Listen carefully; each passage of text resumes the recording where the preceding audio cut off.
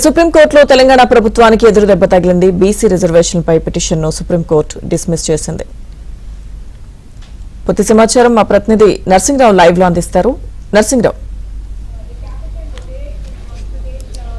Yes Lakshmi Durga, సుప్రీంకోర్టుకు వెళ్ళినటువంటి తెలంగాణ రాష్ట్ర ప్రభుత్వానికి ఒకంత ఇది నిరాశాజనకమైనటువంటిదే అని చెప్పొచ్చు. ఈ తీర్పు హైకోర్టు బీసీ రిజర్వేషన్లపైన స్టే ఇచ్చినటువంటి నేపథ్యంలో దాన్ని సవాల్ చేస్తూ సుప్రీంకోర్టుకు వెళ్ళింది రాష్ట్ర ప్రభుత్వం. సో అక్కడైనా కొంత సానుకూలమైనటువంటి నిర్ణయం వస్తుంది అనేటువంటి ఆశాభావంతో తెలంగాణ రాష్ట్ర ప్రభుత్వం ఉండింది. కానీ ఏదైతే హైకోర్టు ఏ అంశంతో అయితే ఏకీభవించి స్టే విధించిందో బీసీ రిజర్వేషన్ల మీద, అదేవిధంగా ఇక్కడ సుప్రీంకోర్టు కూడా 50% రిజర్వేషన్లు మించడానికి లేదు అనేటువంటి కారణంతో ఆ పిటిషన్ను డిస్మిస్ చేసింది. సో దాంతో ఇప్పుడు ఒకంత రాష్ట్ర ప్రభుత్వం ఏం చేయబోతుంది, ఫర్దర్గా ఏం నిర్ణయం తీసుకోబోతుంది, ఏం స్టెప్స్ చేయబోతుంది, బీసీ రిజర్వేషన్ల విషయంలో ఎలా ముందుకు వెళ్ళబోతుంది అనేటువంటిది ఇప్పుడు సర్వత్రా ఉత్కంఠగా ఆసక్తిగానైతే మారింది. వాస్తవానికి అటు హైకోర్టులో సుదీర్ఘమైనటువంటి వాదనలను వినిపించారు. అటు పిటిషనర్లు, ఇటు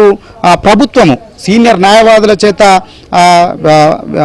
అక్కడ వాదనలు వినిపించారు. ఇటు సుప్రీంకోర్టులో కూడా సీనియర్ న్యాయవాదుల చేత వాదనలు వినిపించారు. కొన్ని కేసుల్ని ఉటంకిస్తూ ఉదహరించి వాదనలు వినిపించారు. అక్కడ ప్రధానంగా 3 కేసుల్ని ఎగ్జాంపుల్గా చెప్పి స్టేను వెకెట్ చేయాలని చెప్పి కోరేటువంటి ప్రయత్నం చేశారు. ఇక్కడ హైకోర్టులో కూడా అవే వాదనని ప్రధానంగా ట్రిపుల్ టెస్ట్కు అనుగుణంగా చేశాము, ఎంపరికల్ డాటా తీశాము, అందుకు అనుగుణంగానే బిల్లును ఆమోదించి గవర్నర్కు పంపించాము. కేవలం గవర్నర్ ఆమోదించకపోవడం వల్లనే జీవో తీసుకురావాల్సి వచ్చింది.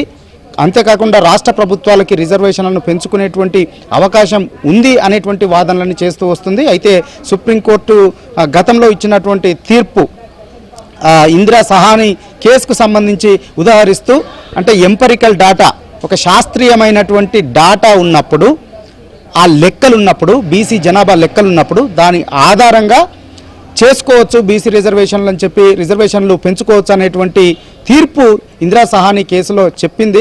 దానికి అనుగుణంగానే రిజర్వేషన్లను పెంచుకోవడానికి అవసరమైనటువంటి టెక్నికాలిటీస్ అన్నింటినీ కూడా రాష్ట్ర ప్రభుత్వం పూర్తి చేసింది. డెడికేషన్ కమిషన్ను ఏర్పాటు చేసింది.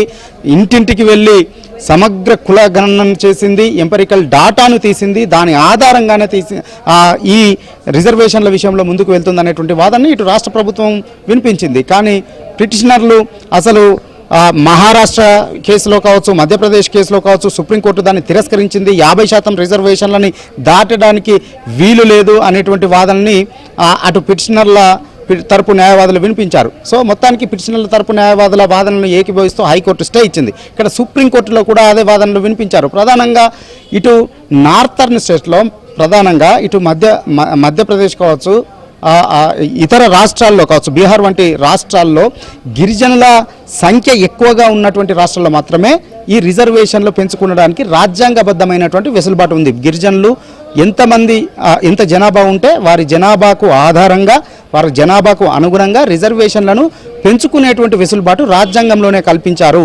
కానీ ఆ విధమైనటువంటి వెసులుబాటు బీసీల విషయంలో లేదు అనేటువంటి ఒక వాదనని పిటిషనర్ తరపు న్యాయవాదులు వినిపించారు. ఈ నేపథ్యంలోనే పిటిషనర్ తరపు న్యాయవాదుల సంబంధించినటువంటి వాదనలను ఏకీభవిస్తూ రాష్ట్ర ప్రభుత్వం చేసినటువంటి వాదనలను తిరస్కరిస్తూ పిటిషన్ను డిస్మిస్ చేసింది. దాంతో ఈరోజు మధ్యాహ్నం 3 గంటలకి క్యాబినెట్ సమావేశం జరగబోతుంది. ముఖ్యమంత్రి రేవంత్ రెడ్డి అధ్యక్షతన సచివాలయంలో ఈ సమావేశం ప్రారంభం కాబోతుంది. ఈ సమావేశంలో దీనిపైన ఈ సుప్రీంకోర్టు ఆల్రెడీ పిటిషన్ను డిస్మిస్ చేసినటువంటి నేపథ్యంలో ఫర్దర్గా ఏ విధంగా ముందుకు వెళ్ళాలి, బీసీ రిజర్వేషన్ల అంశంలో ఏ విధంగా ముందుకు వెళ్ళాలి అనేటువంటి దానిపైన సుదీర్ఘంగా చర్చించేటువంటి అవకాశం అయితే ఉంది. అయితే రాష్ట్ర ప్రభుత్వం అయితే ఖచ్చితంగా 42% బీసీ రిజర్వేషన్లు ఇచ్చే ఎన్నికలకు వెళ్తామనేటువంటి మాటను పదే పదే చెప్తుంది. అయితే ఇప్పుడు సుప్రీంకోర్టులో కూడా పిటిషన్ను డిస్మిస్ చేసినటువంటి నేపథ్యంలో ఇక ప్రభుత్వం ముందున్నటువంటి ఆప్షన్స్ రెండే. ఒకటి, ఇప్పుడు వచ్చింది మధ్యంతర ఉత్తర్వులు మాత్రమే. హైకోర్టులో మధ్యంతర ఉత్తర్వులు మాత్రమే వచ్చాయి. దాదాపుగా 70 మంది ఈ పిటిషన్లో ఇంప్లీడ్ అయి ఉన్నారు. ఇప్పుడు కేవలం పిటిషనర్ల తరపు వాదన విన్నారు హైకోర్టు. అదేవిధంగా ఇటు ప్రభుత్వం తరపున వాదనలు విని స్టే విధించింది.